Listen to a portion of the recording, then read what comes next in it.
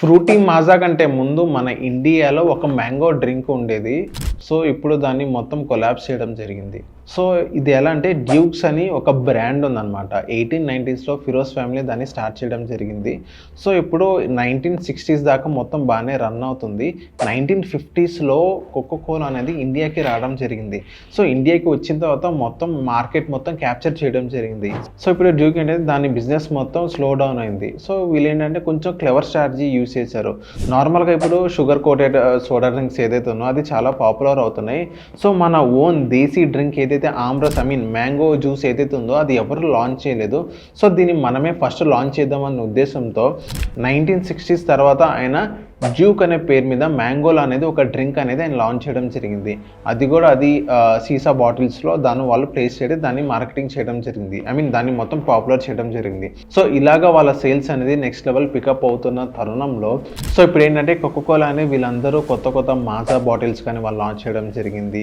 And next Frooti tetra packs వాళ్ళు launch చేయడం జరిగింది. ఇంకోటి ఏంటంటే స్లైస్ అని ఇలా లాంచ్ చేయడం జరిగింది.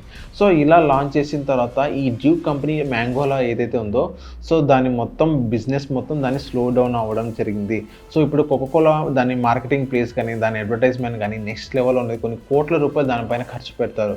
సో, మెల్లగా ఈ డ్యూక్లో ఉన్న మ్యాంగోలో మొత్తం డిసపియర్ అయిపోయింది అనమాట. అండ్ నెక్స్ట్ ఓవరాల్‌గా మనం చూస్తున్నట్లయితే మ్యాంగోలా డ్యూక్ ఏదైతే ఆ కంపెనీ ఉందో వాళ్ళు పెప్సికోకి వాళ్ళు సేల్ చేయడం జరిగింది.